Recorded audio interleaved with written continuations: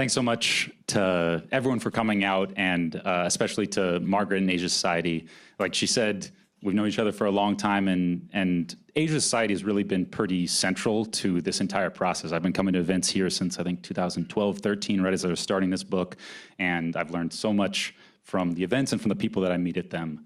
And all that work and all that knowledge kind of went into the book that I'm writing here. It's something that I relied on a lot of people in the audience for, a lot of people I interviewed, people who gave me introductions, opened up their own stories, and it just made me realize what a kind of collective project it is to be putting a book out there into the world. And so I want to thank everyone who participated, and also just thank all you for coming out and helping put it into the world.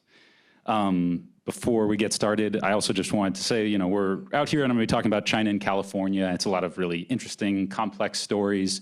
There's also a lot of other stuff going on in China these days. Particular on my mind is what's going on in Hong Kong with protests and the fear of a crackdown over there. And there's a very heavy and serious situation. It's not something that I've been involved in this time around, but I reported on it back in 2014 during the Umbrella Movement. And yeah, I just want to say it's not going to be the subject of tonight, but it's something that's very much on my mind, and I hope it is on your minds too going forward. So without further ado, what are we actually going to be talking about tonight? I'm going to break this down into 4 stages. I'm going to first give you a general definition of the Transpacific Experiment, a high-level view of what I'm talking about here. And it's a pretty diverse field and a diverse set of issues that I talk about in the book. So to kind of start burrowing in on that, I'm going to give you actually a little bit of my own Transpacific journey, my own journey into writing this book. And I sort of stumbled into this stuff in a lot of ways, and I just happened to be in the right place to learn about a lot of really interesting stuff at interesting times. And I think by giving you a little bit of that background, it'll give some color to why we're talking about this and why we're framing it this way. From there, I'm going to dive specifically into what I call Silicon Valley's China paradox, specifically into the technology relationship between Silicon Valley and China. That's one of the main sections of the book, and in many ways, it's the most complex, it's the most fraught, but it's also the most interesting part of US-China relations right now. It's right at the center of a lot of the big picture stuff, the national level stuff, the trade war, and the technology tensions today. So I'm going to give you a view of that from the ground up. And finally, going to conclude with just kind of a where do we go from here, and what are some lessons that we can take away from all of this.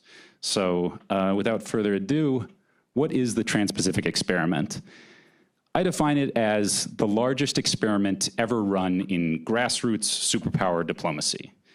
And what does that mean? That's not a common phrase, but I think that especially when it comes to superpower diplomacy, when it comes to geopolitics, we often think of that as a very high-level relationship, and historically it has been. You know, it's Nixon and Mao. It's Henry Kissinger and Zhou Enlai. Or in the modern times, maybe it's like Fortune 500 CEOs, and they're, you know, getting goods made over in China, getting the goods sent back. It's Chinese officials buying treasury bonds and all that. But historically, it's been a very distant, kind of impersonal relationship, and it was about the exchange of goods and money, for the most part. But my argument is that in the last 10 years, the US-China relationship was really transformed. It came down from just being at that high level to being more of a grassroots relationship. It came down when people, Chinese people, started coming to the US in much larger numbers, entrepreneurs, business people, filmmakers, technologists, and students, and really interacting with Americans for the first time face-to-face. And I think that's really changed the character of the relationship in a big way. And broadly speaking, I'm talking about what I call a fluid ecosystem of students, technologists, entrepreneurs, home buyers, climate scientists, a whole bunch of different people who are going back and forth across the Pacific and kind of creating new bonds between the two places. And California is the living laboratory for this experiment. If we think of this as an experiment where we're adding a bunch of new ingredients together, a bunch of new variables in one place at one time, California is sort of ground zero for that. It's the top destination for Chinese students, for Chinese investment, for Chinese technologists, filmmakers, home buyers, immigrants, all of that stuff. It's all here in California. And so this is where you see the results of this experiment kind of taking shape as we speak. It's where a lot of new possibilities play out, a lot of new opportunities, but also a lot of new tensions. Like, just because you bring superpower diplomacy down from the high level down to the person-to-person level, that doesn't mean that suddenly it's all, you know, happy-go-lucky. A lot of times when you bring people closer together and you bring them face-to-face, that leads to entirely new sets of tensions, and it makes those tensions in many ways kind of more personal. So that's what I explore in the book, and that's what I'm going to be exploring in the talk tonight. Quick reminder, books come from normal people. I'm a normal person. The other people in this room who have written books are also normal people. And the most important part of that is to say that the stories that the books tell and the ideas that they try to convey, those are profoundly shaped by the people's own life experience. We often write about this in kind of the abstract, as if it's something that just kind of fell down from the sky, but it grows out of our own experiences, who we meet, who our friends are, what our just kind of mood and disposition is. And so to frame up the bigger picture questions that I'm going to go into, I'm just going to give you a little bit of my own Trans-Pacific story, sort of how I stumbled into all this. So I grew up here, mostly in the Bay Area, in Palo Alto specifically. I went to middle school and high school there, and for college, I kept it pretty local. I just crossed El Camino, went to Stanford. And as of 2008, like halfway through college, if you asked me for pretty much the summation of everything I knew about China, I could have basically given you Mao Zedong, Tiananmen Square, factory of the world. Like buzzwords, basically. No texture, no complexity, nothing. And I think that's pretty normal for a lot of people who grow up in the US and go to public schools here. Lucky for me, in the summer of 2008, a summer job basically landed me in Beijing. I was sort of a glorified camp counselor for high school kids from China and the US. And I was just thrown into the thick of it, and I was just amazed. I was fascinated. Kind of dating myself with the pictures here. It's only 10 years ago, but I was using a disposable film camera at the time.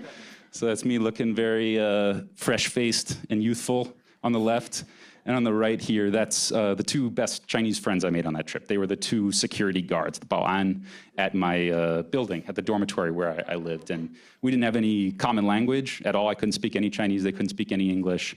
But we bonded over games. I taught them how to throw a frisbee. They taught me how to kick the Chinese jianzi. And at the end, we exchanged gifts. The guy on the left actually gave me that uniform of his, and I still have it and wear it. It fits.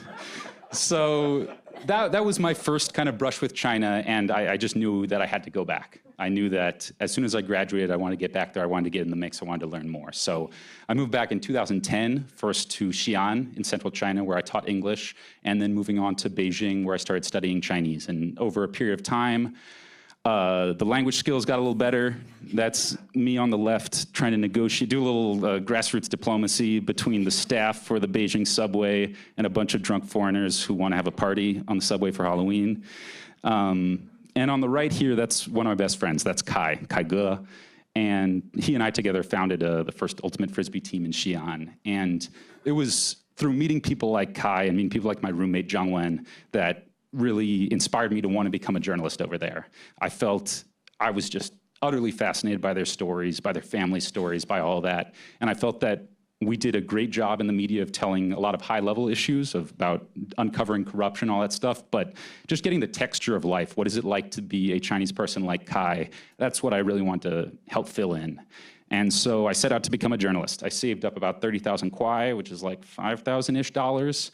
And I said, I'm going to spend this money. I'm going to quit my job, spend this money, and try to become a journalist in the process. So I hitchhiked around the country.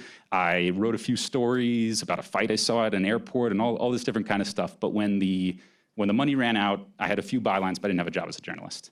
So kind of resigned to just taking up a normal job. I was going to go sell real estate in Wuhan. But instead, a miracle happened. I broke my ankle playing Frisbee in Beijing. And that broken ankle ended up sort of stranding me at home for about 2 months when I wasn't expecting to be. And the lucky thing from that was the delay in not having a job and being able to kind of come back and do more reporting led me to actually get kind of my dream job at the time, which was the first China correspondent for the World Post. This is a collaboration between the Huffington Post and the Berggruen Institute. And so, I'd gone from breaking my ankle thinking this is such a bummer to getting my dream job. To the next stage, the Chinese government doesn't live to give visas to journalists. And so I ended up, again, stranded back here about 7 months long, just kind of waiting, unsure if I'd ever get a visa to go actually take up this job. But the lucky thing was that time back here exposed me to a lot of China-California threads, discovering all the threads linking these two places together. I started meeting the Chinese students who were showing up at campuses like UC Berkeley or like USF. This guy on the left is a Berkeley undergrad named Ham, who I judged a Chinese language speech contest with him in it. I started learning about the entrepreneurs and the technologists who are linking the two ecosystems together. I started looking into the film industry and seeing how Chinese directors were taking lessons from Hollywood and how Hollywood was taking a lot of money from China.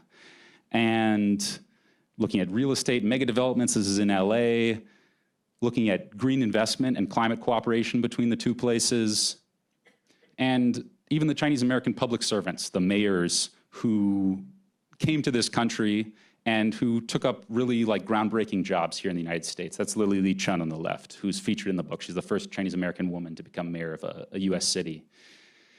And all this stuff is super interesting, and in some ways it's very hopeful stories. And there were a lot of high hopes in this when I was first getting into it in 2013, you know, just watching all these trends, investment, students, everything taking off. But what I was starting to see on the horizon was the dilemmas that this leads to, and some of the tensions that it was going to generate along the way. So with Silicon Valley, you have, you know, how does a company like Google, does it launch a censored search engine in China? With movie studios, they want access to the booming Chinese market, but are they willing to accede to censorship demands for that access? Backlash against Chinese investment. This is a whole chapter of the book that you'll have to read to get the story of that cartoon on the right.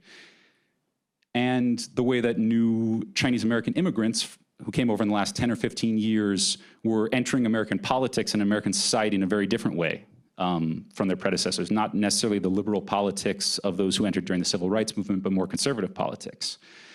And I got about 7 months to dig in and just like get the kernels of all these stories, and then finally the government deemed to grant me a journalist visa, so I headed back over there. And I felt lucky that now I could trace these threads back. I'd followed them essentially from China over to the Bay Area, and I had about 2 years as a journalist just kind of running around the country, reporting on every different kind of thing. And I got to follow the stories back. I got to, in Chengdu out there, I got to meet the Chinese rappers who were inspired by Kendrick Lamar and Tupac and stuff like that. I got to tag along for Beijing startups who were founded by people who had left Google, all this kind of stuff. And so after a couple of years of doing this, I realized I'd gotten rich material in California, rich material in China, and I was discovering that there was a lot of China expertise among people who were there, journalists, analysts, all that stuff. There's a lot of US-China expertise in Washington, D.C. But I felt that the place in between, California, where the rubber was really meeting the road in a lot of these new dynamics, there weren't a lot of people sort of diving into that, trying to understand it from the grassroots up. And so I set off, I moved back to California in 2016. I soon took on a job with Macro Polo, the in-house think tank at the Paulson Institute, where I really focused in on the technological relationship, particularly artificial intelligence. And that whole journey went into this book. The growing up here, the time sort of learning about China from my friends over there, the work as a reporter, and then also work as more of an analyst at a think tank, trying to take a higher level view of what this means for the broader US-China relationship. So the book, just a little bit of overview of what it covers. It covers 6 sectors, the ones I've laid out: education, technology, Hollywood, China, green investment and climate, real estate, and activism and politics. Each chapter covers one of those sectors, and each chapter tries to follow a central character who I think kind of embodies these possibilities and these tensions. And that's way too much for one presentation, so tonight we're just going to focus in on the technology. As I said, it's some of the most complex stuff, some of the most fraught stuff, but also some of the most important. And we really, really want to get this right. So that's what I'm going to dive into. China-US technology relationship. I'm going to trace it over basically the last decade, from what I call Silicon Valley's China paradox, which I'd say was sort of the paradigm from about 2010 to 2017, to the current phase that we're entering, which is a very uncertain phase, but we can broadly call it decoupling and global competition between Chinese and US companies. So to learn about that, we're going to look at these people. Who are these people? They are the members of a startup in Beijing. The guy at the front is named Li Zhifei. I'm going to tell you his journey and the story of his startup and use that as a window into this paradox. Right here, obviously what they're giving each other ear massage. It's a little icebreaker before a 24-hour overnight hackathon that the team led to build out apps for their smartwatch ecosystem. And I tagged along for this, and it was just a fascinating culture smash and a lot of rich material in there. So that's the story we're going to work with today. First, Zhifei's journey. So he was born in central China, kind of right at the dawn of reform and opening, the late 70s. He went to school there, and he went to Beijing during kind of the first tech boom. He worked for a Beijing startup, 2000 to 2002, roughly. And then a sort of tech bubble burst there at the time. And it was very clear that even though the Chinese internet was growing very quickly and it was really exciting and all that stuff, if you really wanted to work at the cutting edge, if you wanted to do really exciting stuff, that was still all happening in the United States. So Zhifei went to Johns Hopkins. He did a PhD in computer science and machine learning, specifically working on algorithms related to machine translation. And when he graduated in 2010, at the exact same time that Google was actually pulling out of mainland China, Zhifei was going into Google. So he worked at Google as a research scientist for about 2 years, 2010 to 2012, basically working on the algorithms that would go into Google Translate.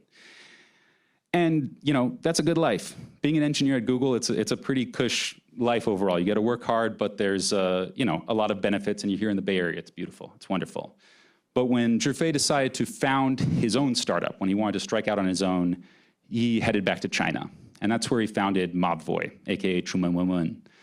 Mobvoi, the goal, the kernel of it was to become the Chinese Siri for Android, basically become the kind of voice assistant that can answer questions for you. So you ask, you know, 这附近哪有四川菜的饭店? Like, where's the Sichuan food in this area? And it'll give you back an answer. Well, Siri worked over in China. Android and many of its auxiliary services were fundamentally blocked. So that creates an opening in the market. This is the market for, say, smart wearables, or now broadly speaking, voice assistants. So if you wanted to build a smartwatch that could respond to voice commands, if you wanted to build a smart speaker, Google and its entire sort of Android platform couldn't crack that market at the time. That doesn't mean that Mobvoi, the company, was isolated from the broader technology ecosystem. It was actually very much wrapped up in it. It has graduates of Stanford, Harvard Business School, Google, Microsoft. A lot of people like Zhifei grew up in China, sort of got a certain amount of training in the US, and when they wanted to set out on their own, they headed back to China and joined a startup. It also has a lot of top-tier Chinese talent from places like Tsinghua, Baidu, stuff like that. The only thing that, of course, is left out of this is Android Wear and Google products and a lot of other services. It creates this really interesting dynamic. We have all the people, the ideas, the skills that have been taken from sort of the cream of the crop all over the world, in the US, China, and in Europe, but you don't get the companies coming through. So I joined them for this hackathon. Their goal that night, this was actually the exact same weekend that the Apple Watch was going on sale for the first time. And Mobvoi's goal was, okay, Apple's going to carve out its market space, but we want to be the company that builds smartwatches, Android smartwatches for China. And so they needed to build out an entire ecosystem of apps that would go towards that end. And these are just some pictures. On the left here, I think they were building an app that would alert you when the Beijing pollution went above a certain level. They were building out all kinds of very kind of localized apps solving Chinese problems and using Chinese voice commands. And what I found really interesting and honestly a lot of fun about hanging out with groups like this is the way that their lives, their language, their culture just perfectly embodies this kind of fluid ecosystem. You'd see people, every sentence would be Chinese, Chinese, Chinese, and then just pepper it with an English phrase. Like, 这个我不知道我们应该怎么做这个 backend. 这个很难, but, you know, why not? And it's like, you know, it's just it's a real like head spinning experience to be over there and just watching them do this on the fly. So I joined that, and I guess one of my questions as I was leaving is like, so where does this leave us? You know, how does Google feel about this? A alumni of that company has gone back to China and sort of is filling a void that is created by the fact that Google is blocked in China. You know, are they bitter about this? Are they angry? What I found shortly after was they were not. They actually decided to invest in Mobvoi and to partner with the company. This was about 4 or 5 months after I had gone on the hackathon. Google decided to make a venture capital investment in Mobvoi and later to partner with Mobvoi to try to make it sort of like a proxy Android Wear app store, knowing that the technical skills were up to Google quality, the quality of the product was up to Google quality, but Mobvoi was going to do it instead of Google. So they were very closely partnered. You had Google executives coming over here doing press conferences with Li Zhifei. And you had this kind of, how to put it, the companies are segmented, but in many ways they're trying to find a certain kind of synergy between that. This is what I call Silicon Valley's China paradox, the paradigm that sort of dominated this era of time, that while the flows of people, of money, and of ideas between the two ecosystems are reaching all-time highs, 2015, 16, 17, the companies themselves, the markets, and the internet itself is more divided than ever. And it created a certain amount of, at the time, a lot of excitement. You'd see Chinese engineers coming here, going back to China, founding startups, coming back here and marketing those products. You'd see companies like Google investing in China, companies like Tencent investing in Tesla. And even the ecosystem of ideas was very rich, a lot of rich exchange. For the first time, you had Silicon Valley companies that were actually trying to learn from the Chinese side. Instead of just seeing it as knockoff, as copycat, as all that, you had them actually looking to China for inspiration, to apps like WeChat and stuff like that. And so it was a very interesting and rich time. Of course, the things that can't cross that divide are the companies and the markets. The US companies were almost all blocked, or in Uber's case, kind of outcompeted. And while the Chinese companies weren't blocked by a firewall over here, most of them failed to gain real traction among American users until maybe TikTok very recently. So the question is, how is this going to be resolved? Like, can you forever have a situation in which all these flows at the grassroots level are rich, but the flows of the companies, the markets, the real money is totally blocked?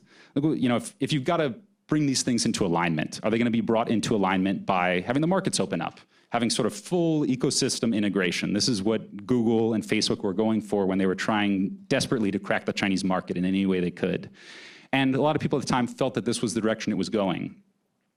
But the other alternative, of course, was instead of opening up all the flows and making them in harmony that way, was to shut down all the flows and to lead to a phase that we call decoupling, basically cutting the flows of people, cutting the flows of money, and cutting the flows of ideas, the exchange of ideas between these two places. And over the last year and a half, I guess, we have firmly fallen into camp number 2, decoupling, trying to pull all this apart. So what does that mean in practice? You know, these are human beings. These are ideas that you can't exactly keep behind a sort of firewall or a tariff barrier. But you can do a lot to shut down the exchanges, and that's broadly speaking what we've been doing. It's been a case of you know, the FBI warning against the dangers of having Chinese students at U.S. universities, espionage, IP concerns. You have the U.S. banning American companies from selling chips to companies like Huawei. On the Chinese side, you know, this decoupling has in many ways been going on for a very long time via the firewall. But for the first time, we're seeing the US kind of respond in kind to that. And we're just watching all these connections that were built by people like Li Zhifei slowly wrenched apart. And I think the big question going forward is kind of, what is the implication of this? This is a huge change to maybe the most important technology relationship in the entire world. And what is it going to lead to? I think a lot of the proponents of decoupling have been very clear and at times convincing about some of the benefits of this.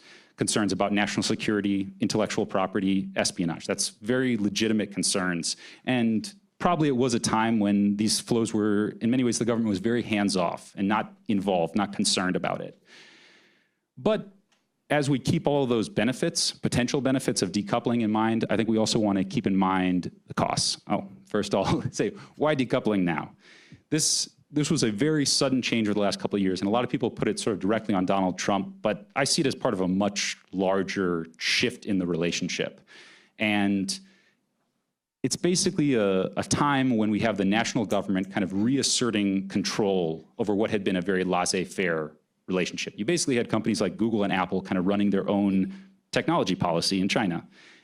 You had people moving back and forth between the ecosystems and building their own bridges. You had US universities taking in such a large number of Chinese students that it became kind of de facto educational diplomacy run, and the decisions made by university presidents.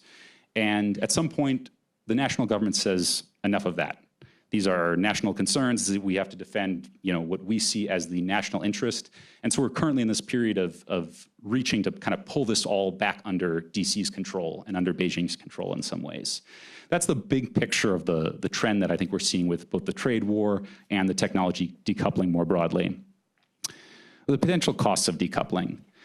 These are things that I think aren't currently talked about nearly enough, and that we need a lot more research on, and we need a lot more time put into these. So these are a key focus of my research right now.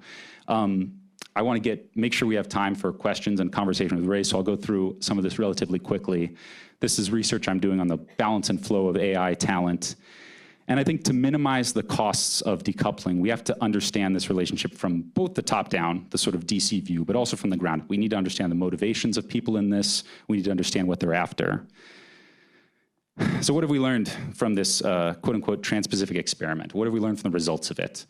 There's obviously a lot of very specific things, but I kind of boil it down to a Chinese idiom that's really stuck in my mind this whole time. In Chinese, it goes, 塞翁失马，焉知非福. This is sometimes directly translated as the old frontiersman lost his horse, how to know it's not a blessing. What does that mean? You know, sometimes it's simplified as every cloud has a silver lining, but that's not exactly it. Like most idioms, chengyu, suyu, it encaptures a whole larger story, and I won't tell that whole story to you now, but it's basically about an old man who terrible things happen to him, and when everyone says, oh, I'm so sorry about that, he says, how do I know this is not a blessing? When great things happen to him, everyone says, oh, I'm so sorry, this must be terrible. He says, you know, how do I know? I mixed that one up. Other way around. Terrible things happen, he says, how do I know it's not a blessing? Great things happen, he says, how do I know this is not a curse on my family? And this was a phrase that really stuck with me through the whole process of this book. And I broke my ankle. I was like, oh no, you know, I'm stranded back here. When I couldn't get my visa, oh no. But that led to the opportunity to become a journalist and to investigate all these stories to begin with. And so it's not just a feeling of, you know, everything turns out well, everything has a silver lining. It's more just taking a step back and having a little bit of kind of intellectual humility about thinking that we know where this is going or thinking that we know what's best for it. I think it's our job to do our best to understand it and to try to shape it to the best of our abilities, but also to keep an open mind about where this is going. And that's a topic I'm really excited to discuss with all of you. So thank you very much.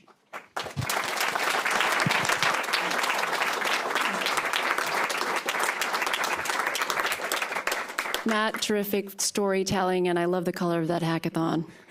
Rui Ma, please join us. Ray is an expert in the tech and finance space.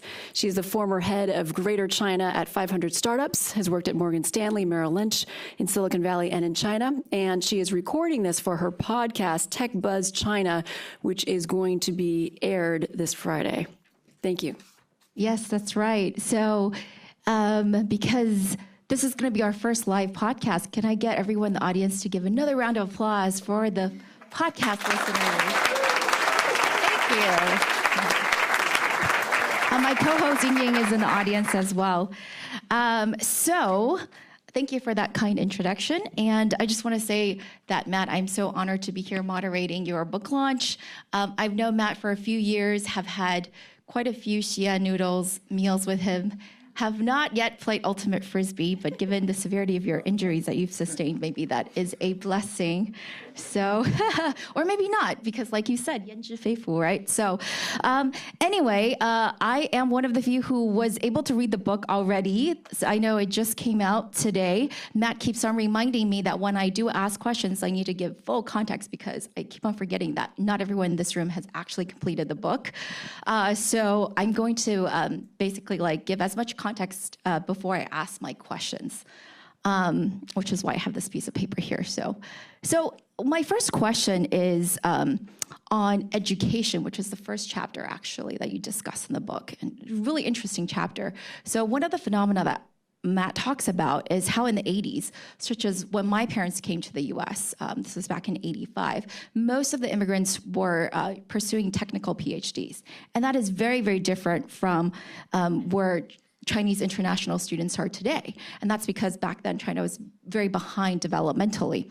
But now, 30 years later, you see that most of the international students, such as the ones coming to USF, Stanford, et cetera, are now choosing to go back to China. And you cite a percentage in the book that's like 70, 80%. I can't remember exactly, but very high. There's no great numbers on it, but everyone throws out a different estimate. The point, largely speaking, is that many more students are returning now than used to be.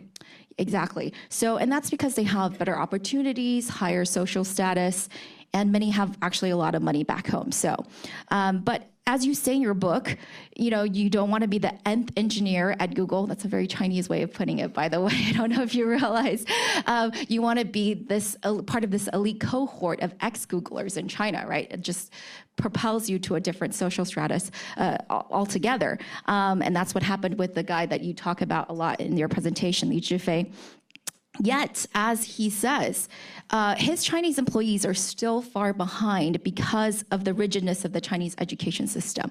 It's lecture style instead of the discussion style that we see here more in the States. So what do you think are the long-term repercussions of this? And what is this trend in education of Chinese students coming to the US, and then some of the more difficulties that they've encountered recently, and also the difference in the education systems? What is this really benefiting? In your book, you ask the question, which country loses more if you prevent the best and brightest Chinese students from studying in the US? Thank you for the question. And I'm going to answer that. First, I'm going to just say thank you to Ray for agreeing to do this. In the technology chapters, she's quoted in there, and the ideas that we've exchanged over the last couple of years are all throughout there. Ray's one of the most knowledgeable people on this, been really on the ground in it. And so most technology questions I just kind of want to throw back your way. That's basically what I did for the book. Not at all. It's being very, very humble. In terms of the students, yeah, I think you set it up right there. It's a generation ago, if you were a Chinese student who came to the US, you were probably an educational elite in China who was looking for a technical PhD here in the US. And once you got that PhD, you clung to it, and you clung to this life in America to hopefully get a green card and hopefully settle down here a long time, because in the 80s and in the 90s, there was such a large gap in quality of life between the US and China. And if you really got cutting edge skills here in America and you went back to China, you couldn't necessarily use them. It was a low-cost manufacturing country, largely speaking, and so you couldn't necessarily put your skills to work back there. And that has just flipped. Not flipped in the way that China's more developed than the US, but flipped in terms of the incentives that all these students are facing. Nowadays, if they stay in the US, they might actually feel more limited. They might feel, if I could just go and enter Google as an engineer, I could do pretty well. I could carve out a good life for myself. But if I really want to excel, if I want to found my own startup, if I want to kind of rise to the top of a company, they might actually feel that their opportunity for that is better back in China. And that reversal in kind of the position of the two countries in some ways is something you see playing out across all the chapters of the book. And it makes me realize how much the national macro level picture really ends up impacting the very micro level decisions of these people. If you're facing going back to a polluted and impoverished country versus staying in the United States, that's one set of decisions. If you're facing going back to a booming high-tech economy where you could sort of instantly get funded because you've got that pedigree of coming from Google, that's a very different decision. In terms of what we're doing now to kind of cut off these flows and who loses and who benefits, the broad picture here is we've started putting more and more restrictions on Chinese students pursuing specifically technical PhDs here in the United States, making it so they have to renew their visa much more often and putting those visas under a lot more scrutiny. And I think people tend to take a very kind of extreme position on this one way or the other. They either say, this is Senator Marco Rubio in his tweet saying, Chinese students, they're all weapons that China's using in the fight to dominate us. And you have other people saying, as soon as you restrict any Chinese visas, that's the end of America. That's the end of our, open ecosystem. I think both of those are too far to one side or the other. You have to actually be pretty specific and pretty tactical in terms of at what point do we think that this flow of talent really, that the majority of it stays in the US, or that the majority of it benefits the US, or that it benefits China? And that's very much a question of how strong the two ecosystems are. I think if 10 or 15 years ago we'd cut off these flows, we would very much be harming the US innovation ecosystem, but we also probably would have been able to actually stunt China's innovation development by a lot. Many of these founders of top companies studied in the US. But over the past 10 years, I think China has gotten to a point where you could see a lot of this as potentially self-sustaining. As you have places like Tsinghua, Beida, Peking University, that have gotten to a level where they still come to the US for advanced training, but if they were all stuck back in China, it might actually benefit China more to have them all there. So it's very much an open question, and it's something that I'm looking into in my current research. I don't have a hardline answer, benefits US, benefits China, but I think it's something where, yeah, we need to get past the end of American innovation, or China's just trying to steal all of our goodies. We need to get past that kind of dichotomy and look at it in a more specific and kind of thoughtful way. Right. I know that as part of your recent articles, you had one on AI researchers, and you used their undergraduate education as a proxy for, I guess, where they were born and raised. And then there were some interesting findings from there, right? Yeah, so this is, my research these days has come to focus in a lot on the artificial intelligence relationship between the two places. And recently, me and my colleague Joy Dantong Ma have done a study on this, on basically where does AI talent come from, where does it go to undergrad, where does it go to grad school, and where does it work long term. And it was pretty interesting finding. It found that if you look at where the top tier AI scientists are today, it's overwhelmingly in the United States.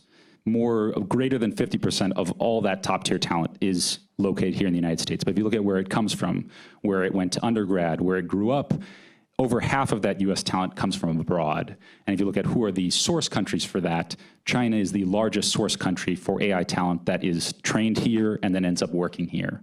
And so as we start to pull these connections apart, it's important to keep that in mind. And as we not just pull them apart with actual visa denials and stuff like that, it's the environment that we're creating in many ways. If you are a Chinese student who's allowed to study here, but every year you're kind of put under suspicious gaze, it's increasing the likelihood in many ways that you will end up going back to China. And I think that if we really fully flip the switch on that, that would be pretty depressing. I agree, but your friend Li Zhifei would probably be very happy.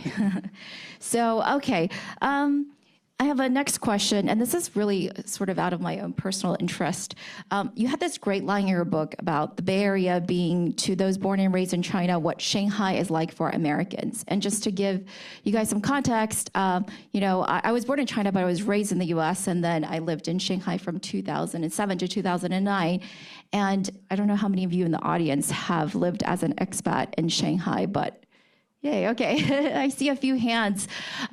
It's quite comfortable, right? You see like Starbucks everywhere. There's lots of salad places. So you can really, there's lots of like dive bars, where you can play beer pong, etc. So there's really, what Matt's trying to say with this statement is that there's just enough of a cocoon where you can not really have to meld into the mainstream, and you can sort of stay within your subculture.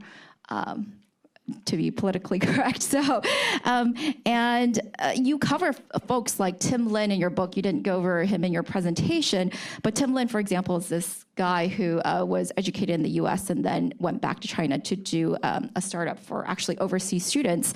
But I would argue that he's even, I think he's like 30, maybe. Yeah, so he's still like considered a millennial, right? But now we have like these Gen Zers, et cetera, where you see a lot of the consumption tastes and values. And these are just like Gen Z on both, I guess, US and China, from my observation, tend to be more globally minded.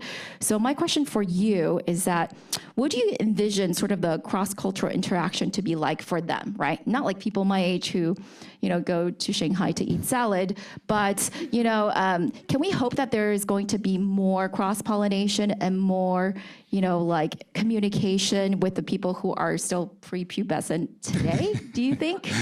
Or is the momentum too strong based on what you said about the decoupling? Is that going to extend? Right. Yeah, I think it's a very live question. And it's one that you see kind of being not an isolated thing, but a trend over time. Like you mentioned, when your parents came here, everyone was kind of PhD students. The big change over the last 10 years is suddenly we had a lot of undergrads. And over the last 5 years, we have even a lot of Chinese high school students or middle school students coming and sort of embedding directly in US schools and having that experience from their teenage years on. And I know a lot of these people. I work with some of them. And I'd say that's even at every stage of this, you encounter a different kind of America and you relate to it in a different kind of way. And, now I'm feeling old. I'm like, I hold out hope for the youth, like the high schoolers, that's where it's at, In China, if you are 30, you are old, actually. Yeah, So I think that, from Chinese students who came over here for undergrad, there's a lot of times there's this tendency to, they arrive on a big US campus, they're sort of, struggling with their academic classes, they're struggling with English, and so they end up kind of in a cocoon of other Chinese students.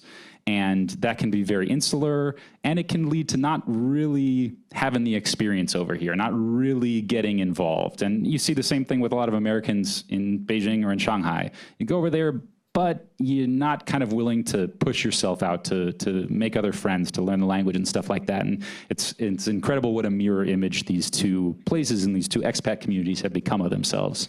I do hope that with even younger students, if you come here in high school, maybe you can properly integrate a lot of those kids that I've met. They're like the only Chinese kid at some high school in Montana or something like that.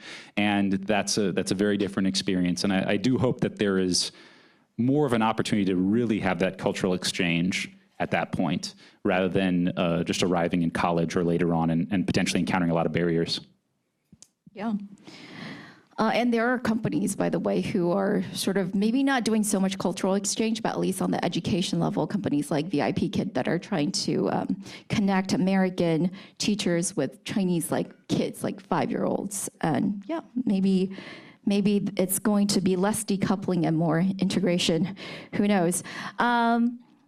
So my next question is really about sort of tech companies, which is my expertise. So that's why I'm more comfortable with this question, which is that that American companies tend to go at it alone when they expand, right? So we see, the American internet giants, when they go to a new region, especially in China in the past, they've tended to just set up their own subsidiary. Whereas Chinese companies, it's more common, not always, but it's more common that they go and invest in a local player. And the reason you give for this is that it's like the story of David versus Goliath, right? That the Chinese companies are used to being the smaller, less advantaged player, and they're more scrappy. They've had to fight against, these international / American brands coming into their territory. So they have more, and they have succeeded, so they have more of this belief in David being able to defy the Goliath. And so they're more willing to go and find a local player that looks very small and emerging, and invest and partner with them.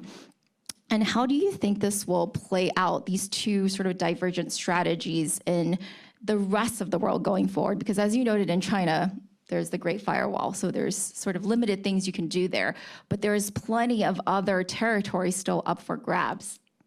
Yeah, and I think you framed it up just right there.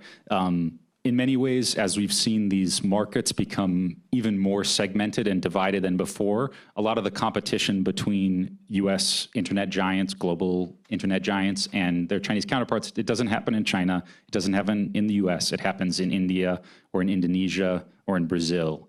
And we're seeing this among a bunch of different companies. Maybe the biggest example these days or recently has been Uber and Didi. Uber tried to go into China, put up a very good fight over there. It was great. For a while, Uber and Didi were subsidizing their rides so much to win customers that you could ride for free around the cities. It was heaven for a little bit. But eventually Uber lost. Eventually Uber pulled out, it invested in Didi, and now you've seen those two companies going head to head in other markets, and this is the approach they take. Whereas Uber tends to bring its global brand directly into these countries. In the past, Didi has instead invested in the biggest local companies. So in Brazil, that was 99 Taxi.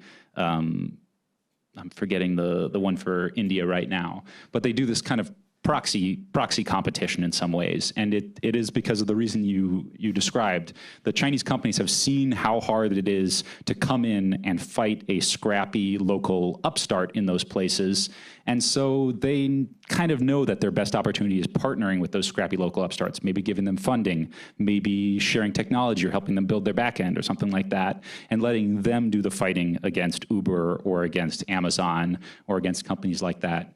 And I think how this plays out will very much depend on probably the industry and the type of service that's being provided.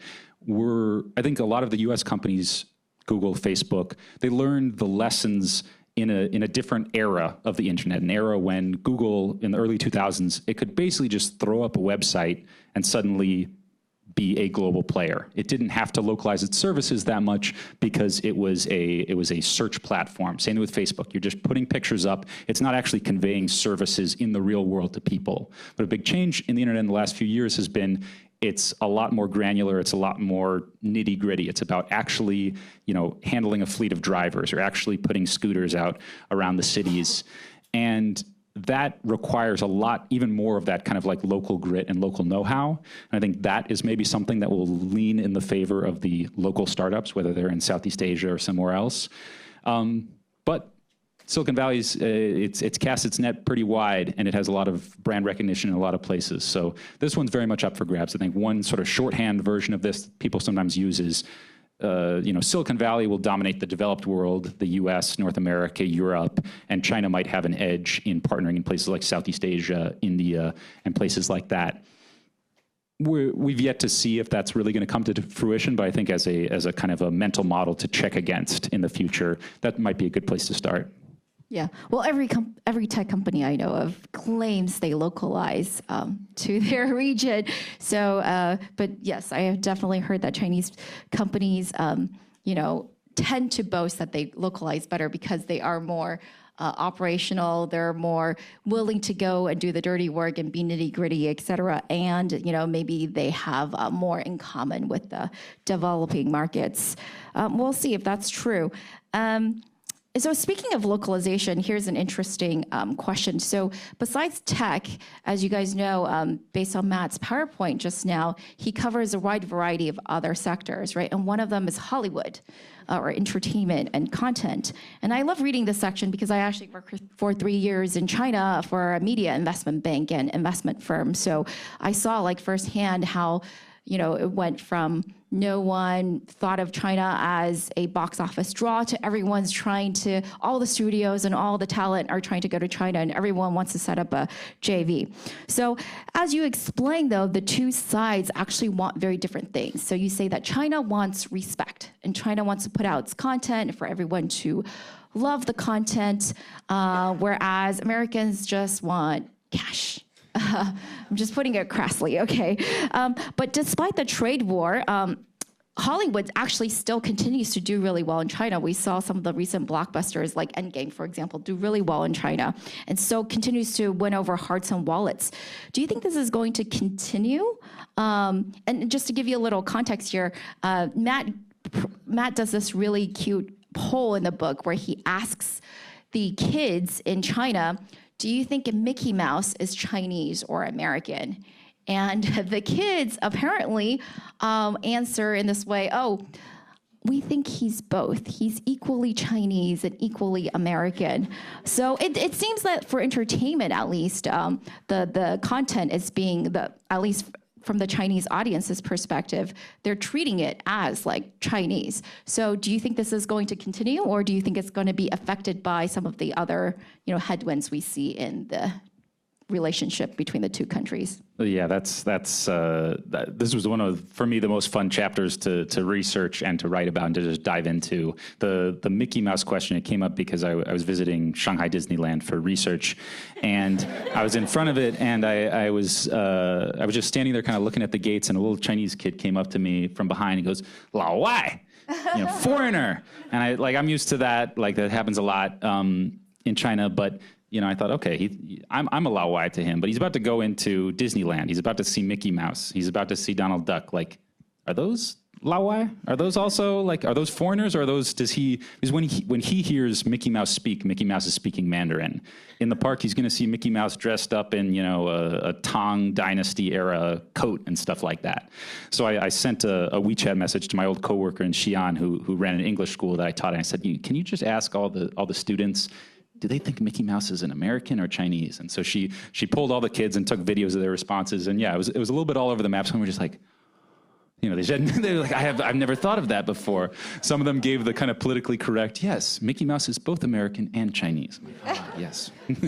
But as this goes forward, I think in some ways, Hollywood has had amazing success in China. And for a long time, there was a feeling for the Hollywood companies, it was a hope, and for the Chinese government and to a certain extent Chinese filmmakers, it was a fear that Hollywood was just going to totally wash over China and dominate the screens. And the government was very concerned about this. This has a lot to do with sort of national soft power, national pride, and so it's a big question over there. And that's kind of what I meant by they want their stuff to be seen. They want Chinese content, Chinese stories to be seen both around the world, but even more importantly by Chinese people at home. They want their people to be proud to be Chinese and to be connecting with Chinese content, not just thinking, oh, the American movies, that's where it's at. And I see one kind of turning point in this relationship in Hollywood, China is 2012. That was a year that, for the first time in a while, Hollywood movies, despite having very few Hollywood movies allowed into China, they took over 50% of the box office. And that same year, the quota, how many Hollywood movies are allowed into China, was increased from 20 to 34 each year. And I interviewed Janet Yang in the book. She's the one who gave me that cash versus respect dichotomy. And she said she was talking to Chinese filmmakers in 2012, and they said, you know, the game's up. Like, the whole cultural market is going to be handed over to Hollywood. They're already winning more than 50% with just so few films, and now it's over. But the interesting thing is, in the years since that, Chinese local films have won back that market to a certain extent. After that year, they started winning more than 50% of the box office. They had some of their first real big picture blockbusters, Wolf Warrior 2, this kind of like Rambo 1 type movie of a Chinese badass soldier fighting in Africa.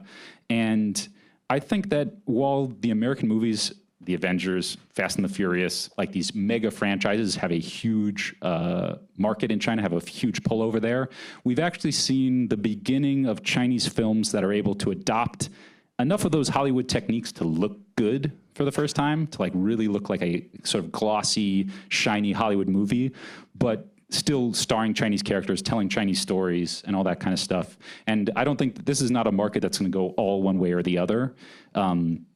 But it's been interesting to watch Chinese films kind of have a comeback and at least carve out their own place over there. And it's something I reported on, wrote in the book, and just a lot of fun to get in the mix of that stuff with movies. Yeah, you actually went to Hengdian, right? The city, basically. Hollywood of China, yeah. Very gritty Hollywood. Yeah. It's not really Hollywood. It's more like where all the sets are. Yeah, Hengdian is this, it's a sort of a mid-sized city. I think it's a xian outside of, in Zhejiang province. And they call themselves the Hollywood of China. But to me, they embodied a very different model of creativity that applies both in the cultural sector, in the film sector, and in the technology space. Whereas in the US, we tend to think that these industries are very kind of ethereal. Like the magic of Hollywood, it has nothing to do with the physical property. It has to do with storytelling magic. In technology, we think it's just that kind of freedom of expression, that freedom of mind that allows us to kind of dream up these big ideas in a dorm room. And that has worked very well for Hollywood and for Silicon Valley to a certain extent.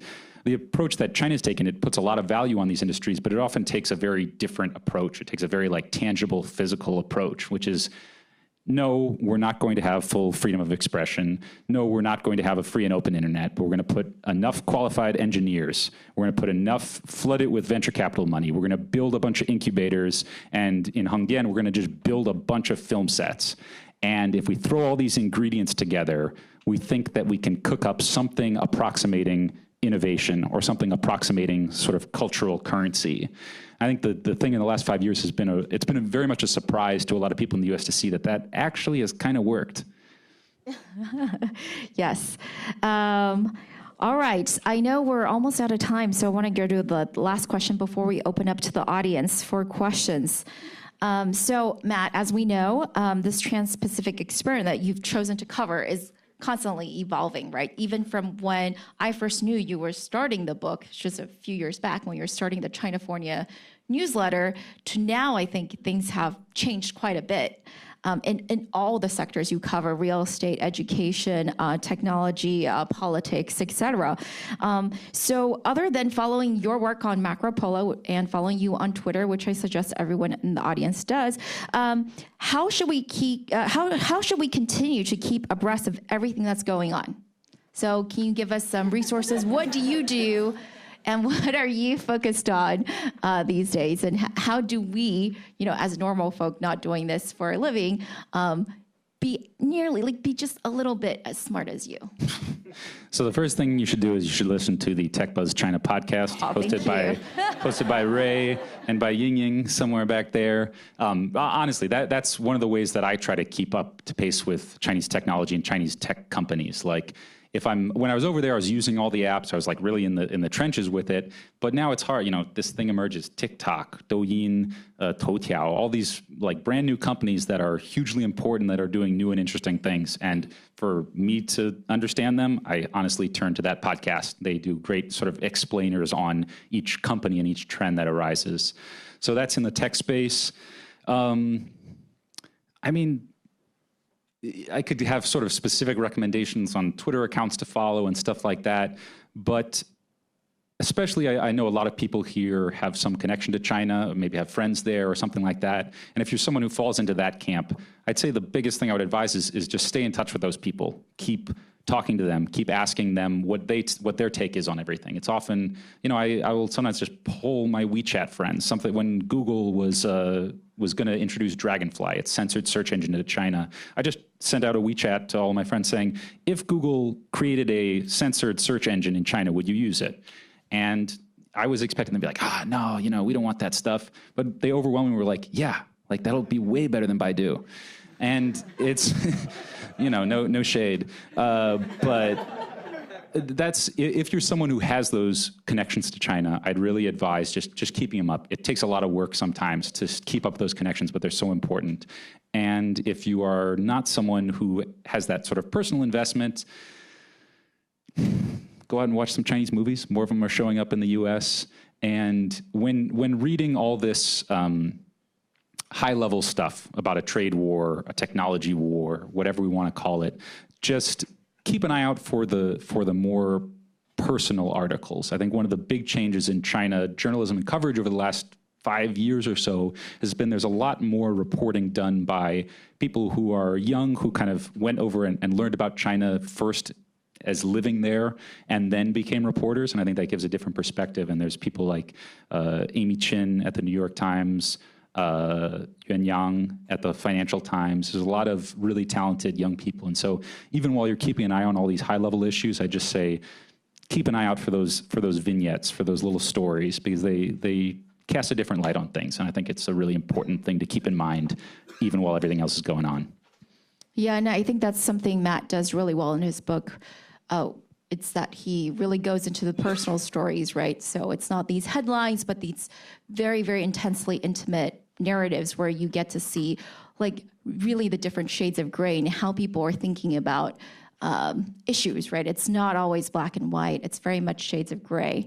All right, so I think we are at the end of our allotted time for the moderated talk, and now we have 30 minutes for Q&A. I believe someone is going around with a mic, and then so I will call on you, and then if you are able to speak into the mic, then that would be great. If not, I will repeat your question. So, okay, I saw the hand in the back first, the gentleman back there. Hi, Matt. I'm sure you lost count of how many people praise you on your ability to speak Chinese, and I see you also put quite a few characters in the book. So my question to you is, how important do you think is knowledge of Chinese language for collaboration between two countries? Yeah, I mean, for me, when I moved back there in 2010, my first feeling was that the most important thing I could do to start to understand the country was to learn Chinese at a functional level at the very least. And so, yeah, I focused on that very intensely in my first few years there. I was just endless note cards. This was even before I had like a smartphone with a dictionary translation on the smartphone. So I was just carrying around a little pocket dictionary and spending a lot of time talking to my friends. And the thing with the language and why it's so important in some ways is it's almost like a very banal thing to say that when you translate between languages, you really lose the feeling in many cases. When you translate Chinese into English, so many times it comes across really stilted and really stiff, and it just loses a lot of the feeling behind it. And I think that's it's a strange thing to say, but I think honestly that's a big problem in U.S.-China relations, is that when we translate Chinese, we tend to do it very directly, at least in media, and that makes a lot of things come across as kind of robotic, and you don't get a feel that these are like human beings. These are people who are trying to express themselves, and they have probably pretty similar life experiences to you, and they're phrasing things in their own way that's very kind of down home in their original language, but comes across just a bit weird in English. And so, yeah, I made that a big priority for myself while I was over there. And while, of course, not everyone can learn Chinese to like a functional level, it's really, really hard, especially if you're living here in the States. But you can take inspiration from my dad here in the second row. 70-something years old, I won't say, knows or writes or reads like 7 languages. And at the age of, I think, 75, 74, started picking up Mandarin, went at it with the flashcards, the Chinese podcasts, and all that stuff. And we won't say that it's yet conversational, but, but even just that exercise, even the exercise of trying to learn the language, trying to get your brain around these characters, it's really fun and it's really important. And if anyone is interested in working in this field, I really recommend putting time into it. I would have to agree. All right, over there, David. And thanks for keeping these questions brief and succinct. Thank you. I'm sorry? I'm saying, yeah. I'm supposed to state my name. I'm David Wertheim. I'm the managing director for China at an investment firm called Perpetual Capital. Matt, gongxi on the book. You flicked in your presentation at this concept of shared tech governance. Could you unpack that a little bit? What would that look like? How would it play out? Or on the alternative, how likely is it to actually end up being fragmented tech governance, and what might that look like? And I know that's a big question. Yeah. Thanks, David. David, I think some of the first things I ever published on China were on David's website back in the day, Tea Leaf Nation. I did some translations for them. It was honestly a big resource for me as I was learning about the country and stuff like that. So I don't know if I would have got that job if it wasn't for that.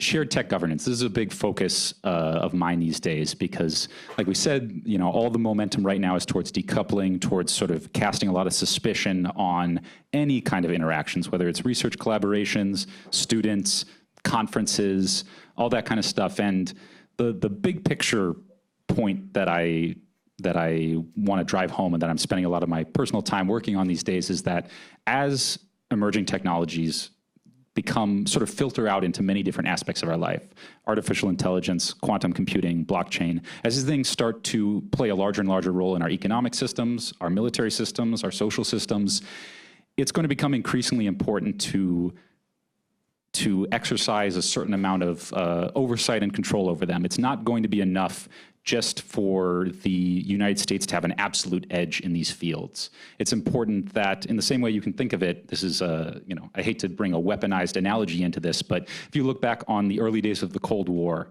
and the development of the atomic bomb and stuff like that, it's not to anyone's benefit to see this as purely as like an arms race mentality where both sides are just trying to ramp up their capabilities to the highest level. It's much more important that there are frameworks for governing this stuff and for preventing proliferation, preventing it from falling into the wrong hands, or preventing it from just kind of getting outside of the control of the human beings on both sides.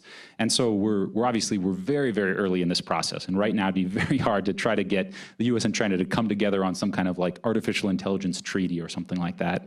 But one of my hopes is that in the process of decoupling, we don't wrench this so far apart that there's no shared exchange of ideas, there's no shared knowledge on kind of best practices when it comes to safety, reliability of these systems, but that the two sides are able, the researchers are able to exchange ideas in that space when it comes to safety, and that the two governments over time will eventually be able to get to a place where we can have some kind of shared governance. Like you said, the tendency right now is towards fragmentation. That's not just in the US and China, it's between the US and Europe when it comes to stuff like the right to be forgotten. And you see this kind of increasing nationalization of a lot of these issues where countries are suddenly demanding more and more that tech companies kind of bend to their will and they localize their data and stuff like that. And that's maybe, there's parts of that are really healthy, but as we move into the next stage of this, it's going to be really important to start putting together the frameworks for like shared governance in some capacity. All right. No one on the side of the room? Okay. The lady in the orange.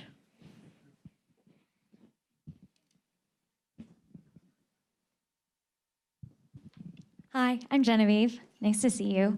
I'm so glad that you just answered that question because I have a follow-up question. So China is very ambitious. They are sending their students to America to get an American education, bringing it back home, founding companies that are doing better than our companies. There's a potential for China to replicate and perhaps beat Silicon Valley, which is our current economic engine. And so while there is this argument that this is all good because it will result ultimately in better products for consumers, more elevated science, a true competition of ideas, Larry Diamond from Stanford is making an argument that actually what could be at stake, what could be the end game is for global dominance, not just in terms of economics and wealth, but also in terms of a vision of what a nation stands for. And ultimately, he relates it back to the Cold War, where the ultimate goal, the end game, was to spread democracy or defeat it. What are your reactions to that theory? Yeah, big one. All right. I feel like if I shout out everyone who asks a question for all the good things they do, then I'm going to never answer questions. Genevieve used to work at the California-China Trade Office, and I learned a lot from her and from her colleagues there over time. From now on, I will no longer congratulate everyone who's here. But yeah, this is one of the biggest questions, and that kind of framing as sort of a race for global dominance is the way that it's often being perceived, especially in Washington, D.C., but also in Beijing and Zhongnanhai. They very much see this as kind of an existential threat in some ways. The only sort of caution that I'd put around that to a certain extent is the idea of projecting power abroad, projecting power into other places. Well, the Cold War was clearly an era where the United States projected a lot of power in other places, and the Soviet Union projected a lot of power in other places. And both sides were, overthrowing governments, fueling revolutions, and the like. And that is, I think, a pretty big difference. There is not a giant geographic divide between these two places. Now, many of China's biggest ambitions are still pretty domestic, still pretty local. I think it's something that analysts of China or casual observers often, if you listen to Chinese rhetoric on this, it's always very grandiose. It's, spreading Chinese culture to the whole world. It's teaching the world the China model and all this stuff. But when you look at what actually matters to them, what is potentially the greatest benefit to them, to their careers, or what could be the biggest disaster from their perspective, it's often very local. Right now, probably the biggest thing on the minds of every Chinese official, or at least the national ones, is Hong Kong. And while that has this element of being not fully part of a different governing system than mainland China, it's still what they see as kind of a domestic concern. And I don't think we've yet seen China fully projecting this power around the world in the same way. And that's why I think it's not quite such an existential threat in that capacity. Like we talked about, there is competition between tech companies, between Chinese companies abroad, US companies abroad. But in many cases, it's important to see that there's a lot of fractures even between those companies and the government. Like Didi, the company that's battling Uber in many different places, they're in a bad place with the Chinese government. The Chinese government basically shamed them and shunned them around some domestic safety issues when there was crimes committed by Didi drivers, and basically smacked their own tech company down, cut the legs out from under it. And that actually ended up harming Didi's ability to compete in other countries. And I guess that's one of the areas that I would put caution on. That kind of a narrative is there's often, the Soviet Union, because it was a military, the primary contest there was military and political. There was a sense of central control and working through all these satellite states. In the US and China, I think the greatest areas of competition are economic, or business, and now in an emerging way, technology, which then affects all these other areas. But there isn't yet this kind of political military confrontation that happens in all different parts of the world. And I think that if we jump to that kind of a mindset very early on, it could be very self-perpetuating. We could very much end up in that kind of a situation. But kind of a closer examination of what's really going on with the Chinese side, and a lot of this often shows that it's messier, it's more complex, and it's not quite as scary when you zoom in and see what's kind of pull back the curtain a little bit. Really liked how you answered that question, Matt. Okay. All right. I will do one more lady over there in the dark red. Hi there. I'm Julie. I'm a software engineer, and I noticed that we talk a lot about how to compare China and the US in kind of a negative way. It's very easy as a citizen to assume that you're kind of the heroic David against Goliath view. What are some practices or ideologies that you think China or the US could learn from the other that would really benefit each other as a society? Great question. Great question. Yeah, I think, let's see how to approach this one, because there's, I spent much of the last decade just trying to figure this stuff out. And like on a very personal level, I learned so much from spending time in China. It completely warped the way that I think and see everything, whether it's just like, connections to friends and family, or bigger picture questions about warped or transformed, because warped has like a bad connotation. I'll let my friends and family decide whether it was warped or transformed. A little bit of warped, a little bit transformed. It changed it a lot. It completely reversed my perspective on things. And maybe one that I'll kind of zoom in a little bit on is what I was referencing in answer to the question relating to Hollywood and China, and what are the sources of creativity and the sources of innovation. It's one thing that I've really very much came to the fore as I was researching the Silicon Valley China and the Hollywood China relationship, is recognizing how many things in the United States we tend to sort of bring everything back to like an abstract, absolute principle. And in China, they're much more willing to operate in kind of the messy in-between, and to think that it has a lot more to do with just, hitting a critical mass of resources, hitting a critical mass of this. I think from the US side, when it comes to kind of learning these lessons, I'm struggling to come up with a very sort of on-the-nose specific example of this. I feel like a lot of issues when it comes to our domestic politics, our domestic policy making, boil down to thinking that everything derives from abstract principles, and that the only way nothing can be achieved unless those are kind of all like lined up and we have all of the answers in the abstract. I think that China has, the Chinese government has succeeded in many ways because it's willing to just kind of throw stuff at the wall. It's willing to just say, all right, we're going to just build 100 incubators, and most of them are going to be jokes, but it's fine. And then, something emerges out of that. That partly comes from the fact that they're in a high growth state when they have sort of a surplus of resources. But in the United States, it feels like we've gotten to such a gridlocked point that, like, not only because of partisanship, but also just the way that we approach these issues, like nothing can be done unless we have unless it's going to be a highly efficient process. It has to be the most efficient way to achieve a goal. Whereas in China, a lot of times you see a willingness to waste resources in a certain sense to achieve an upgrade. So you can see this maybe particularly in technology space. China has repeatedly thought, okay, we're going to build out, say, all this high-speed rail. And like maybe all these lines are going to lose money individually. Maybe they are, maybe they're not. But we got a feeling if you just pour enough money into this network, it's going to have a lot of knock-on effects that will spill over into broader parts of society. We're trying to build a high-speed rail here in California, and we're like, if it isn't, the most efficient way to do it, and if it doesn't respect every single little bit of property rights, we can't get it started. We can't do anything about it. And like, there's reasons for that. We do a much better job of protecting like property rights over here and stuff like that. But at some point, it becomes a handicap. And I think China is, what do they call it? Kanjiban. We'll just muddle through it. We'll figure it out as we do it. And I think that a little bit more of that attitude in the U.S., both on a personal level, a company level, a government level, it would be healthy. Yeah, except when you talk about 100 incubators, you really mean 2,000. But anyway, Professor Kwong. Hi, Matt. The reason I want to ask you a question is from your observation of traveling over China. The reason is sharing ideas, because this year I met a lot of new students from China, which the first major point I recognize is that most of them are from third, fourth, and minority families, while the sons of officials are not allowed to get a visa here.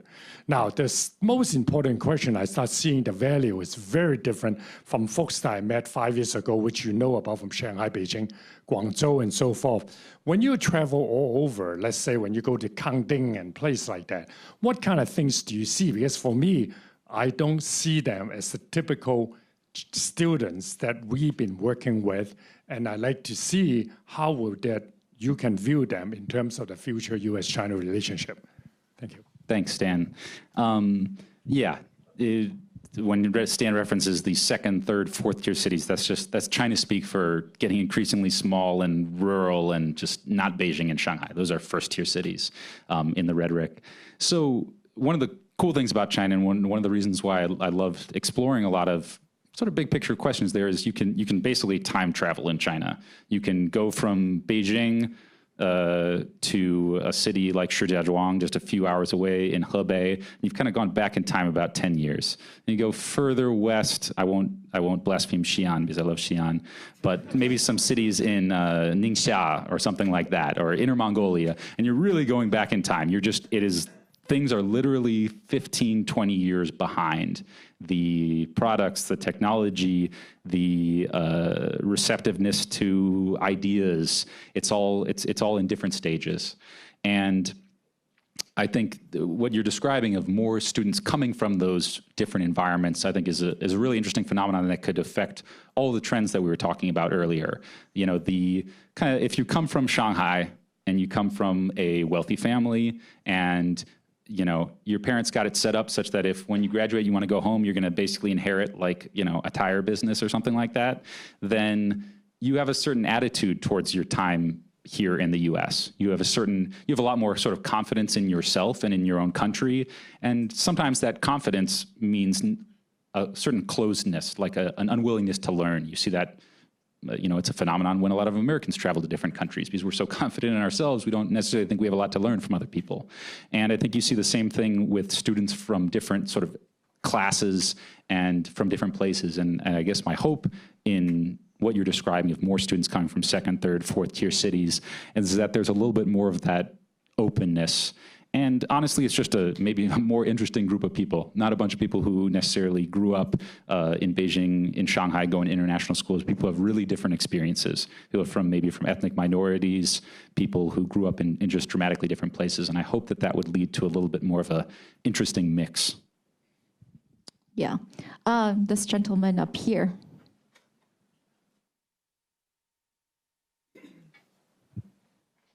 I'm Tom Gold from UC Berkeley. Also offer my congratulations. And when people ask me what book I would recommend for an overview of China, I think put you at the top of the list.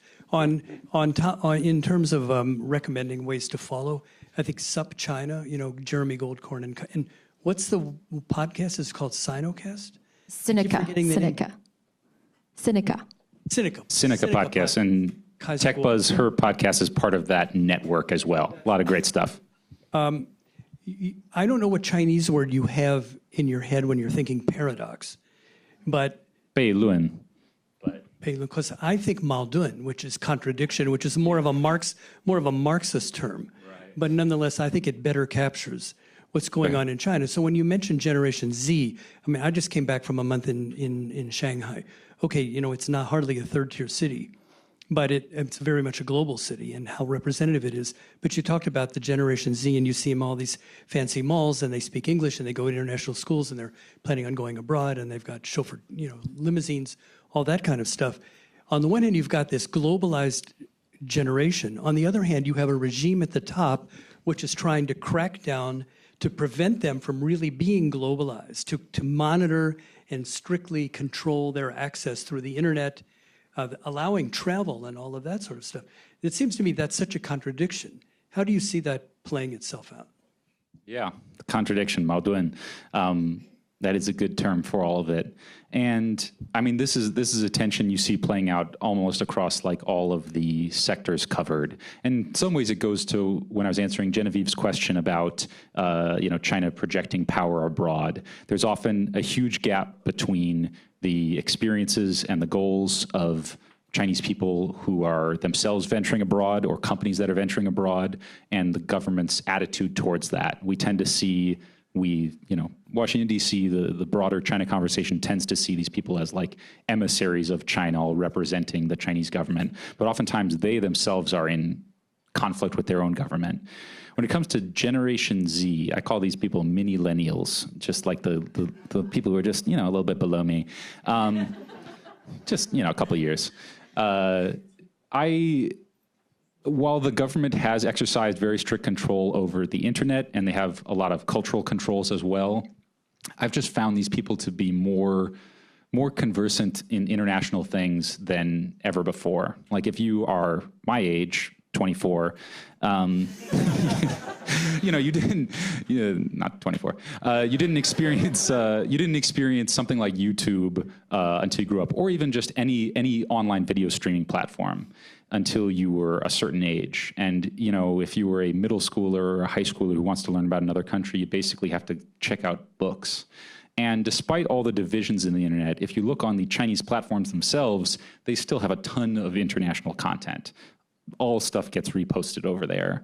And I think music is one area where, despite having a lot of controls over it domestically, the influence of international music is American music, pop music, Canadian, I guess, is huge in China. And I just find people that age to be kind of naturally growing up conversant in this stuff in a way that Chinese people who are my age, it just wasn't part of their world at all.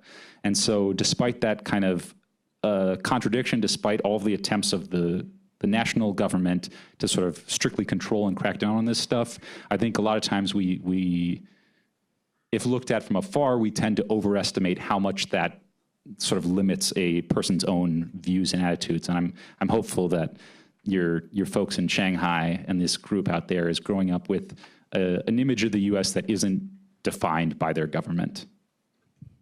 All right, this gentleman here has been raising his hand for a while. Michael Chui from the advisory board of the Asia Society.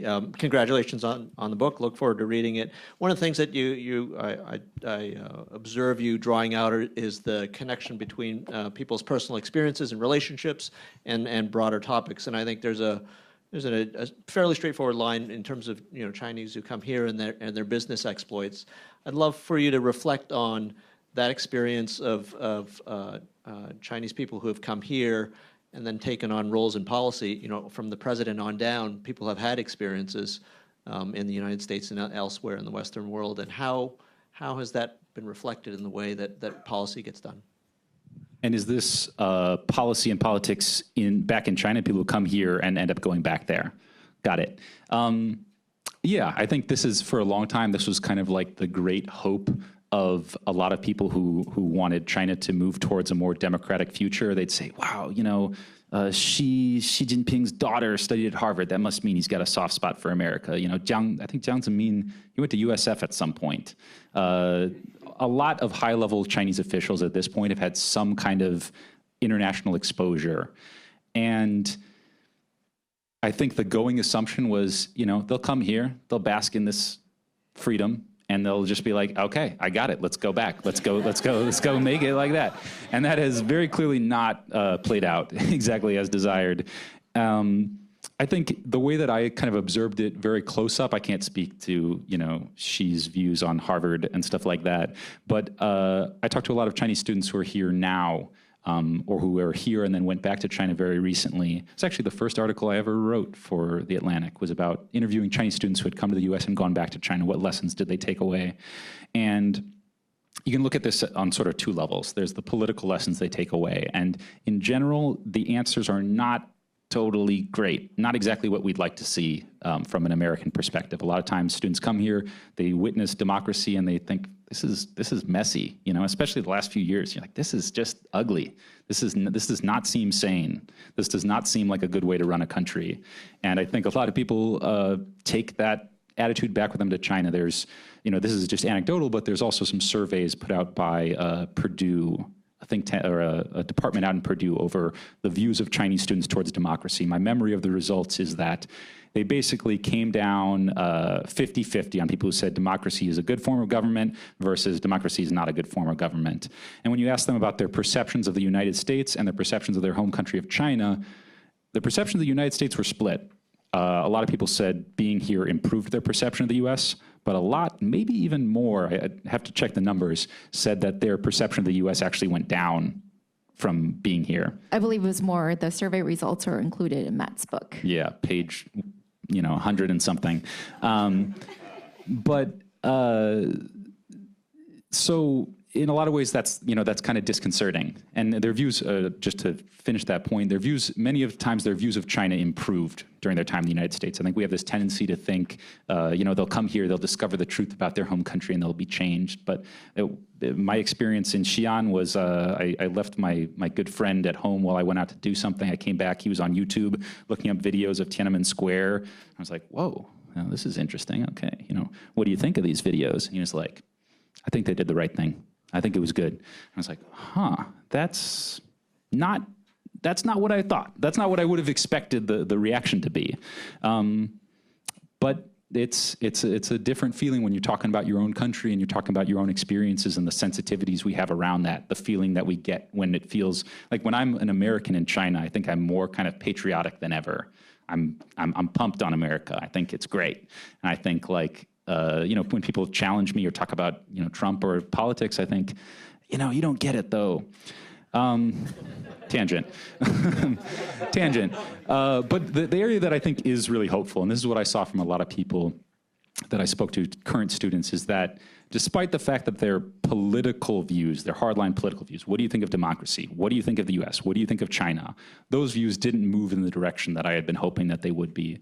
A lot of the students I found, that there's almost kind of like a deeper or a more personal level of opening up that happens. A lot of people describe their time here as being hugely transformative in terms of their own attitude towards life, their attitude towards their family, towards their careers.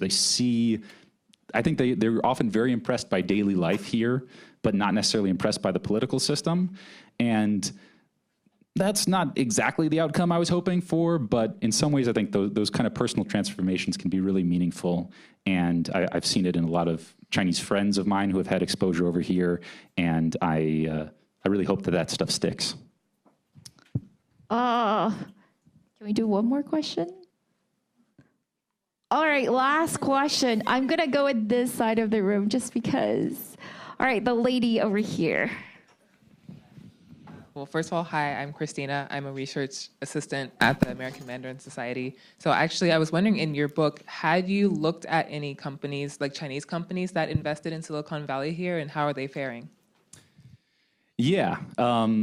So I looked partly at Chinese companies that invest in Silicon Valley here. In that, when it was at a company level, a tech company level, it was often the sort of big BAT type companies that made investments, but a lot of the activity came in the form of venture capital. Oftentimes, just Chinese people with a lot of money who showed up in Silicon Valley and said, hey, what looks good? This is where innovation happens, and starts throwing money around. I think a lot of that, it didn't exactly pan out as desired. With the BAT, Baidu, Alibaba, Tencent, that investment was in many ways a lot more measured and hopefully a lot more thoughtful and considerate, but they were often investing with the goal of hopefully integrating those companies into their own platforms. If you're Alibaba, investing in a company here and having them partner with you on payments or on logistics or something like that. And a lot of times when you try to integrate these companies and these cultures, it's pretty rough from a cultural perspective of just suddenly trying to mesh them together. I think a lot of we haven't heard of any huge wins in this department. At least I haven't personally. And I think, right now we've seen a ton of new restrictions on Chinese investment here. And I think for the time being, that's going to be out of sight. That's not going to be a big part of the relationship going forward. It's going to be on these other dimensions. All right, I think that's it. I guess we're wrapping it up. Matt and Ray, thank you for casting a different light for all of us here tonight. Matt, you are launched Please join us. Yes.